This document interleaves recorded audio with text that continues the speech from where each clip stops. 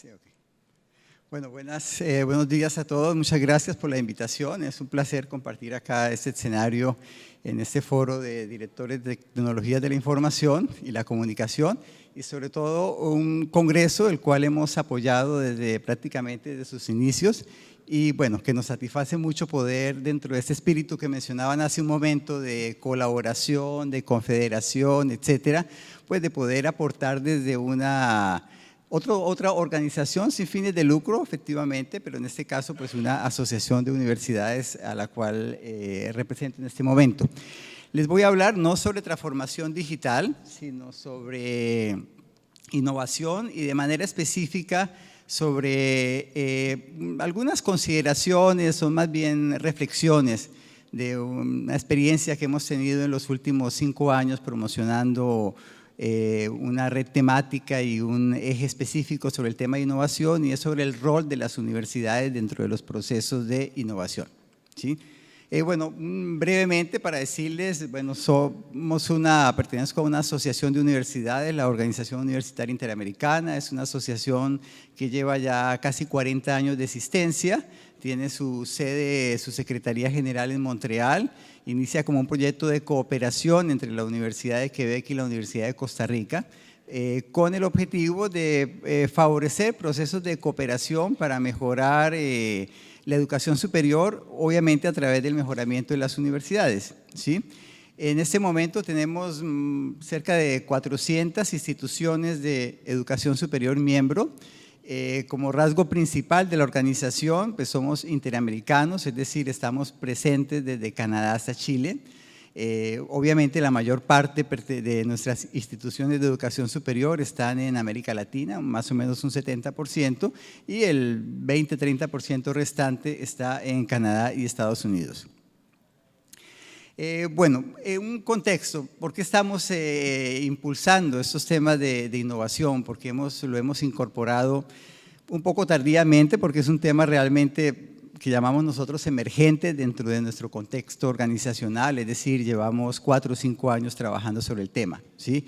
Bueno, en primer lugar porque, pues bueno, ustedes saben, el mundo está cambiando, ¿sí? Es decir, en este momento, pues la penetración de Internet, la conexión con redes sociales, o sea, toda la presencia de las tecnologías digitales, pues realmente ocupa un espectro muy importante dentro del quehacer cotidiano de las personas, las empresas, el gobierno, las universidades, ¿sí? Entonces, pues bueno, eso es algo que se ha discutido y que ustedes conocen muy bien.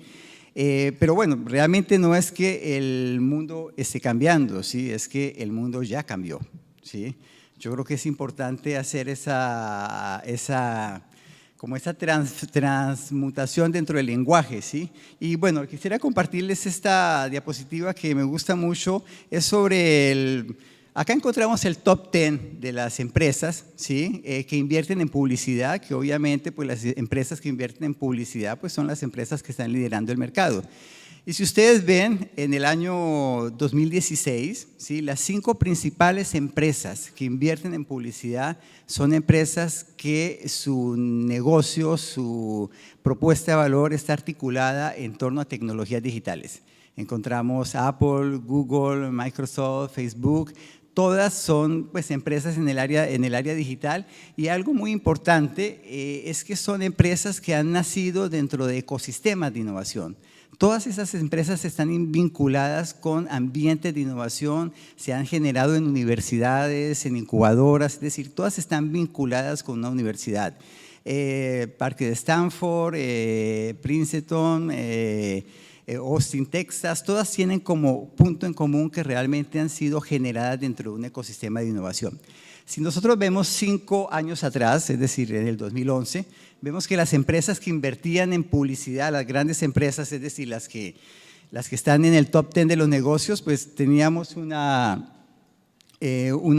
petrolera china, otra ExxonMobil, un banco chino, ¿sí?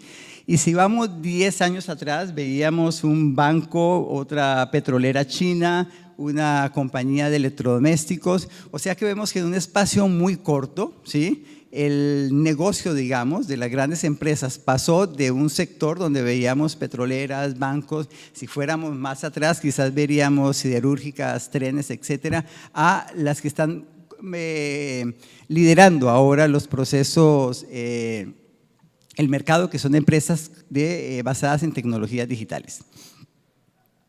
Obviamente que pues no solamente en el mundo de las empresas ha cambiado, en el mundo de las universidades también, ¿sí?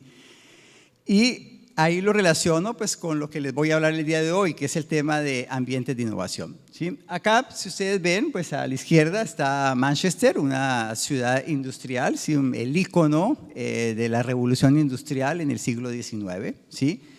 A la derecha tienen, bueno, en la parte de arriba pues está Oracle, los edificios de Oracle en el Silicon Valley, y abajo encontramos a Tufts Park, que es probablemente el parque tecnológico más importante en este momento. Es un parque que se genera en una universidad, en la Universidad de Tsinghua en China, ¿sí? Y esto que ustedes ven, el de Tufts Park, no existía hace 20 años, ¿sí? Es un desarrollo de los últimos 20 años. Este parque alberga poco más de unas 500 compañías, si acaso no más, emplea más de 40,000 empleados, ¿sí? La incubadora de Tufts Park, ¿sí? Una de las incubadoras de Tufts Park tiene cerca de 6,000 startups, ¿sí? Que 6,000 startups es más que todas las startups de todos los parques tecnológicos de Brasil, pues que es el país que tiene mayor fuerza en cuanto a parques tecnológicos en Latinoamérica. Esto pues para poder ilustrar un poco pues cuál es el nivel de la competencia, ¿sí? Es decir, que realmente es un mundo que va a una velocidad exponencial, ¿sí? Y bueno, en el año 50 surgió el primer parque tecnológico de Stanford, que en ese momento se llamaba un Industrial Park, lo que ahora se conoce y generó todo el proceso del Silicon Valley. En los años 60 se iniciaron el desarrollo de los parques tecnológicos en Europa. Posteriormente, en los años 70 empezó la onda en Latinoamérica y todos los procesos de innovación se empezaron a articular en torno al concepto de parque tecnológico, que básicamente en sus inicios es una idea de compartir en un mismo espacio geográfico centros de investigación y empresas, ¿sí? Con la perspectiva de que esto generara una colaboración, ¿sí? Bueno, es un tema que ha venido evolucionando, ¿sí? Y vemos que en los últimos años se ve una mudanza, ¿sí? En cuanto a los parques científicos tecnológicos y más entrar dentro de una perspectiva de ecosistema de innovación. ¿Por qué? Porque bueno, pues hay nuevos actores, hay nuevos ajustes dentro de este entorno de innovación, nuevos actores que empiezan a tener más presencia, se empieza a hablar de otra función de la innovación, que no es solamente el desarrollo tecnológico o el desarrollo de los negocios, sino realmente el desarrollo de la calidad de vida y la sustentabilidad, ¿sí? Entonces, en ese sentido se ha visto la transformación en los últimos años. Esta es una definición pues, que podemos llamar contemporánea, viene del 2016, es la definición de la IASP, que es la Asociación Internacional de Parques Tecnológicos y de Áreas de Innovación, donde ya considera dos niveles, ¿sí? Por un lado, lo que serían las áreas de innovación, los hábitats de innovación, los ambientes de innovación, que llaman en algunos países, y por otro lado, los mecanismos de generación de emprendimientos, ¿sí? Vemos que junto con esta idea en la cual muchas universidades han invertido esfuerzos y lo han tenido como un objetivo, el desarrollo de parques tecnológicos, se empiezan a agregar otros espacios, ¿sí? Otros espacios como son el concepto de distritos de innovación, el mismo concepto de Smart Cities, en el cual ya se integran aspectos, como mencionaba hace un momento, de calidad de vida, de sustentabilidad, de mejoramiento de la economía, de los procesos sociales, ¿sí? Y bueno, pues digamos que esto es interesante porque muestra el cambio que ha habido dentro del concepto, ¿sí? Es como dice la diapositiva, es una transición en curso, ¿sí? La inclusión de este concepto de áreas de innovación pues implica un espacio donde no es solamente focalizado sobre el desarrollo tecnológico y productivo, sino realmente un lugar para trabajar, para vivir, para divertirse, para producir, es decir, es un medio de vida, ¿sí? Un lugar donde obviamente se capta talento, se captan recursos, se capta emprendimiento y esta definición de áreas de innovación me parece muy importante porque puede focalizar un poco la discusión que hemos tenido en estos 3 días. Vemos que el tema de ambientes, bueno, por un lado está muy vinculado con el tema de calidad de vida y espacios de vida, ¿sí? Está muy vinculado también con la coexistencia tanto de negocios como de personas, de tecnología con recursos, ¿sí? De actores de los diferentes sectores. También con una práctica que pues en el argot se llama de fertilización cruzada, que pues básicamente es una apertura para la diversidad, ¿sí? Todos los conceptos de innovación abierta, donde pues el conocimiento, ya pasamos de la idea de parque tecnológico donde sigue siendo una idea de un recinto cerrado, ¿sí? Un recinto donde se trabaja intensivamente en conocimiento, pero que está cerrado, está protegido, a unos ambientes donde están abiertos y donde lo que se busca es precisamente que fluyan, que puedan entrar diversos actores, que se pueda captar stakeholders, personas interesadas, ¿sí? Y bueno, pues obviamente hay una dimensión de vida inteligente en medios urbanos, es decir, estamos en un proceso donde creo que el 70% de la población mundial está en ciudades y donde entra el concepto de tecnología. Obviamente la tecnología como fase, como un componente principal de estos desarrollos. Pero es ahí donde quiero llamar un poco la atención, es que en ningún momento la tecnología está está liderando los procesos de este concepto de áreas de innovación. Realmente la tecnología hace parte de las áreas, pero el foco es en el desarrollo social, en el desarrollo humano y en el desarrollo económico. Hay, bueno, ciertas características que no vamos a reparar mucho, pero bueno, en todas estas áreas de innovación, pues obviamente son áreas planificadas, es decir, no son procesos que se van generando de manera espontánea, sino que es importante que haya un proceso de planificación estratégica.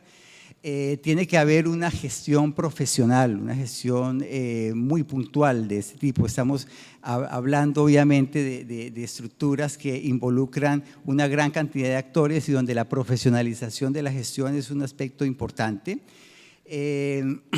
donde proveen estas áreas servicios, ¿sí? Servicios para las empresas, servicios para las instituciones, servicios para las personas que están haciendo parte de estos ambientes, muy focalizadas en la internacionalización, en el networking, en el intercambio, en la colaboración, en la apertura, en esta fertilización cruzada, obviamente con una actividad importante de divulgación, de presencia, de poder hacer este vínculo con las otras estructuras sociales y bueno, pues obviamente que reúne gente no solamente con talento y con emprendimiento, sino también reúne gente con capitales, ¿sí? Acá en la foto pues 2 ejemplos bastante emblemáticos. Por un lado el Parque Tecnopuc en Porto Alegre, Brasil, es un parque universitario que se genera entre una universidad. Es un parque que en el espacio de 13, 14 años ha transformado la universidad.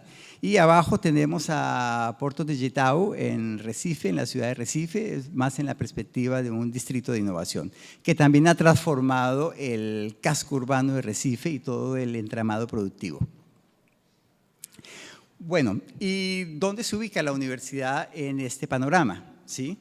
Entonces, bueno, creo que ustedes conocen esta perspectiva de la triple hélice acuñada por Ed Scobis, un profesor del MIT finales de los años 80, en el cual se consideran que los procesos de innovación, los ambientes, los ecosistemas de innovación se generan gracias a la vinculación de 3 actores, la universidad, la academia, el gobierno y el sector productivo, ¿sí? Dentro de esa evolución, pues se ha incluido lo que ahora se llama la cuádruple hélice, es decir, la sociedad civil, cuya inclusión puede darse a diferentes niveles. Puede ser la inclusión del ciudadano como usuario de la innovación, de los desarrollos que se hagan, pero puede ser también la inclusión del ciudadano como co-creador de los procesos de innovación, ¿sí?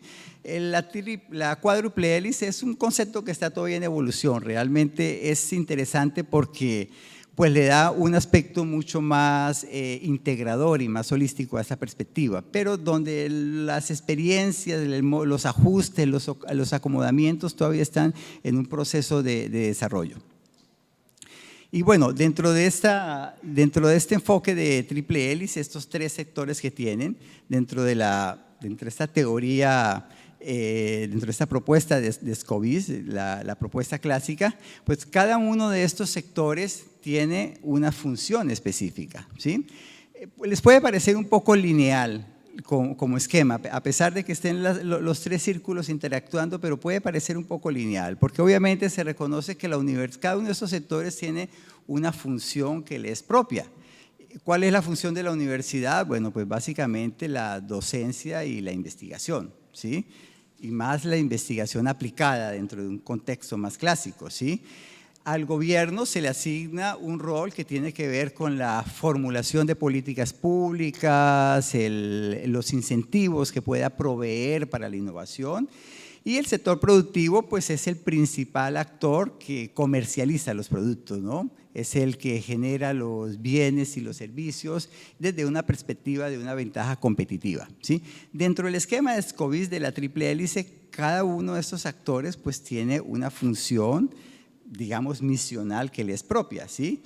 Y tenemos pues obviamente el corazón de la triple hélice, que es la vinculación y lo que producen estos tres sectores, que no es más que el desarrollo de modelos económicos y de desarrollo social basados en conocimiento, ¿sí? Acá es donde tenemos pues la generación de emprendimientos, spin-off, startup, pero siempre focalizado en que son desarrollos basados en conocimiento intensivo, ¿sí? Entonces, bueno, es un poco, pues obviamente puede parecer lineal, porque pues la realidad es un poco más compleja, ¿sí? Pero se presentan las interacciones entre estos tres componentes. Por un lado, pues hay una interacción entre el gobierno y la universidad que refiere básicamente a la política pública en educación superior, ¿sí? Donde en algunos gobiernos depende de la relación que tenga con las universidades, depende de si estamos hablando de sistemas de educación superior de financiamiento principalmente público o donde hay una gran cabida del sector privado, que generalmente es un poco más independiente de las políticas, pero donde el gobierno siempre va a orientar qué es lo que se va a investigar, por ejemplo, a través de las convocatorias, de los incentivos, dentro de estos grandes temas que ustedes conocen, biotecnología, cambio climático, es decir, lo que se consideren las temáticas fundamentales para el desarrollo a nivel nación, a nivel región. Entonces, esto es lo que va a influir en esta relación entre gobierno y universidad. El tema de gobierno e industria, pues es un tema que hace parte de una gran problemática. Ustedes saben que se habla mucho de la relación universidad-empresa y mucha tinta que ha corrido sobre el tema de relación universidad-empresa, pero en la práctica realmente los avances son más bien escasos, ¿sí? Sabemos que son dos sectores que por naturaleza es difícil la colaboración, ¿sí? Se habla que son los tiempos diferentes, es decir, los tiempos del investigador no son los mismos tiempos del empresario, ¿sí? Para el investigador pueden ser años para poder obtener un resultado. El empresario pues quiere saber si su dinero puede estar rentabilizando en el espacio del corto plazo o el mediano plazo, ¿sí? Entonces, esta vinculación entre gobierno entre universidad e industria, perdón, me salté a la tercera, no es un proceso fácil, pero dentro de este esquema de triple hélice, la universidad provee la investigación básica para los desarrollos que pueden generar investigación aplicada y que se puede utilizar dentro del sector productivo, ¿sí? En un esquema muy lineal. Y tenemos obviamente la relación gobierno-industria que tiene más relación con el tipo de economía que se maneje. Si es una economía liberal, una economía de mercado, pues probablemente el gobierno va a tener un rol mucho más discreto, más de orientar que no haya un derrapaje del sector, y puede tener también una influencia mucho más, una presencia mucho mayor, ¿sí? Y bueno, ¿cuál es la fuerza impulsora? ¿Sí? Pues depende. La fuerza impulsora depende porque depende del tipo, del contexto nacional, político de cada país, ¿sí? Si es un país con una economía muy liberal, pues probablemente el rol de la industria y el rol de las universidades pueda ser puede ser mucho más presente, ¿sí? Si es un país donde la presencia del Estado es mayor, pues se espera que sea el gobierno el que lidere estos procesos, ¿sí? Pero bueno, dentro de esta perspectiva, ¿sí? Obviamente que la evolución es que no es tan lineal, porque empieza a una segunda fase, es lo que se conoce como las instituciones o los sectores híbridos, ¿sí? Es decir, la universidad, por ejemplo, ya no solamente provee conocimiento, sino empieza a entrar de alguna manera dentro del sector comercial, dentro del sector productivo, a través de la spin-off, de las patentes, de esa presencia en el sector productivo, como de la misma manera la industria empieza a tener una participación importante a nivel de la investigación. Entonces, dentro de este esquema lineal de triple hélice, se dice sí, cada uno de los componentes va a desarrollarse de manera híbrida, es decir, va a adquirir otros componentes que le son propios a su vecino sin perder su esencia. Y es ahí donde quiero orientar la discusión, pues que realmente es el aprendizaje o la experiencia que podemos ver en estos 5 años de trabajo desde la perspectiva de una asociación de universidades, es decir, nosotros no somos una universidad, pero trabajamos para las universidades, ¿sí? Entonces, ¿cuál es el rol de la universidad y cómo es esa transformación de la universidad, ¿sí? Para pasar de estas actividades misionales, la docencia y la investigación, para entrar dentro de una actividad nueva que es la producción de bienes y servicios? Bueno, sabemos que realmente el rol principal de la universidad, la enseñanza y la investigación, y cuando hablamos de la investigación, pues hablamos de la investigación básica, ¿sí? Es decir, la investigación que genera nuevo conocimiento, que genera leyes, teorías, ¿sí? Y donde el objetivo pues es la publicación, la difusión del conocimiento, ¿sí? Eso es un rol que se le ha asignado a la universidad. Dentro de este enfoque que ahora llaman de I+D+I, ¿sí? Pues obviamente hay una transformación importante hacia la investigación aplicada, es decir, la investigación que tiene un objetivo concreto, y este objetivo generalmente vinculado con el desarrollo de un producto, de un servicio, de algo que pueda ser patentado, protegido, etcétera, ¿sí? Y bueno, ya me están haciendo señas de que ya el tiempo está corriendo, entonces como para decirles, esta I de innovación, que la innovación es lo que incorpora la universidad dentro de un sector que hace 50 años no era propio de la universidad, ¿sí? Esa innovación sale necesariamente de la investigación y el desarrollo, ¿sí? Y quizás yo creo que sería más apropiado no hablar de I+D+I, sino hablar de I+D es igual a innovación, ¿sí? Y bueno, ¿por qué este contexto? Y es donde quisiéramos o quisiera compartir algunas reflexiones. Es precisamente en el rol de la universidad, porque se empieza a escuchar dentro de la crítica que se hace, que la universidad no va a la velocidad que se requiere. Creo que acá todos somos del mundo académico, ¿sí? Y bueno, a pesar de que somos del mundo académico, pues obviamente criticamos fuertemente a la universidad, ¿sí? Porque la universidad no es veloz, porque es paquidérmica, porque tiene la misma estructura de la universidad del siglo XII. Bueno, inclusive, como dice la frase que se le atribuye a Ortega y Gasset, que dice que mover la universidad es tan difícil como mover un cementerio, porque los que están adentro no colaboran, ¿sí? Entonces, bueno, es cierto, la universidad no es lo más rápido, e inclusive cuando la universidad es rápida, no es lo suficientemente rápida. Acá les quiero compartir, para terminar la reflexión, es un estudio que se hace en Brasil, ¿sí? Que muestra el estado de las publicaciones, ¿sí? Y de ahí sale la crítica, es decir, vemos que ha habido, pues en el caso brasilero, donde ha habido una inversión importante en educación superior, y no solamente una inversión, sino realmente una presión sobre las universidades para mejorar el tema de publicaciones, principalmente de publicaciones y del perfil de los académicos, que ha habido en los últimos años un desarrollo exponencial en las publicaciones, ¿sí? Vemos que Si ven un poco el gráfico, ahí está un poco comparativo. En el 2000 habían aproximadamente 10.521 publicaciones repertoriadas. En el 2005, 17.000, eso es casi que un incremento del 68%. Y en el 2010, bueno, ahí en la diapositiva anterior se mencionaba alguna cuestión que hay que tener en cuenta, pero un incremento de casi el 200% en las publicaciones. Ahora, los investigadores ponen a analizar, bueno, y veamos cómo se relaciona la publicación con la innovación. O sea, debería esperarse que si se incrementa la producción científica, pues debería incrementarse los resultados de innovación. Y realmente no es equivalente. Es decir, si vemos acá la solicitud de patentes residentes, que son las patentes que se solicitaron en el país, los incrementos entre 2000 y 2010 es un incremento del 5% y entre el 2010 y el 2012 es otro incremento del 5%.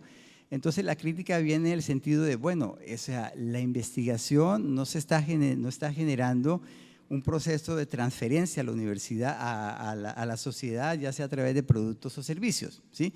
Y de ahí pues viene esa crítica que es la que nosotros quisiéramos pues compartir una perspectiva un poco diferente, ¿sí? Efectivamente, la participación de la universidad en el desarrollo de productos y servicios sigue siendo menor, ¿sí? Sigue siendo muy escasa, por lo menos en nuestro contexto latinoamericano, ¿sí?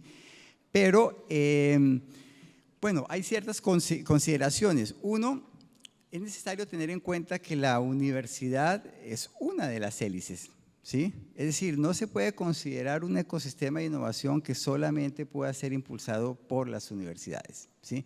Para que haya un ecosistema de innovación se requiere la participación de las 3 o de las 4 componentes de estas hélices. Es decir, no se puede pensar en que solamente uno de los actores es el que va a desarrollar un ecosistema de innovación. Por otro lado, lo que vemos nosotros es que no se puede criticar a las universidades por generar conocimiento, ¿sí? O sea, hace 50 años la universidad no consideraba el tema de participar en el sector productivo.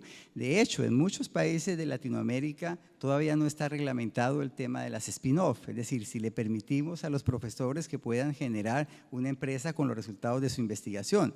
E inclusive en muchos contextos, sobre todo en el caso de universidades públicas, pues puede ser hasta una cuestión como llaman, de detrimento patrimonial, ¿sí? Entonces, las condiciones dentro de la misma universidad todavía hay mucho por recorrer para que esta universidad pueda dar ese salto de proveedora de conocimiento, ¿sí?, a participar en la valorización de ese conocimiento, ¿sí? Pero tampoco se le puede criticar porque produzca información, ni se le puede criticar al profesor porque quiera publicar, ¿sí? Porque pues, bueno, aparte de que puede ser un poquito nefasto el estímulo a la publicación, pero bueno, al profesor le representa, al investigador le representa un reconocimiento, inclusive hasta un rédito económico en algunos casos, ¿sí? Y bueno, pues es el rol de las universidades, producir conocimiento. Y eso sería un poco como, bueno, como si acusáramos al donante de sangre de que es culpa del donante la falta de sangre en los stocks, ¿sí? Entonces es importante verlo desde esa perspectiva. Por otro lado, pues la universidad está evolucionando hacia un modelo híbrido y acá creo que sí es importante esa vinculación con el tema del Congreso. Es decir, no hemos hablado de transformación digital, ¿sí? Pero sí hemos hablado que dentro realmente la transformación que se vive o que se propone acá cuando se habla de ecosistema de innovación es una universidad que está focalizada hacia la inclusión y un rol importante dentro de la economía del conocimiento, ¿sí? O sea, de esa transformación para que sea la institución, para que sean los espacios donde se genera ese conocimiento. Y obviamente eso no se puede hacer actualmente sin un proceso de transformación digital, ¿sí? O sea, puede que el objetivo desde el punto de vista de innovación no sea la transformación digital, sino la transformación de la universidad para entrar dentro de la economía del conocimiento, pero esa transformación se da gracias a un proceso de transformación digital. Creo que uno de los conferencistas hablaba el lunes que decía, en el contexto actual la transformación digital no es una herramienta, sino es parte del la propuesta de valor, es parte del modelo de negocio, ¿sí? Nosotros consideramos que es así, es decir, no es la tecnología como una herramienta solamente, sino que es parte de ese proceso de transformación.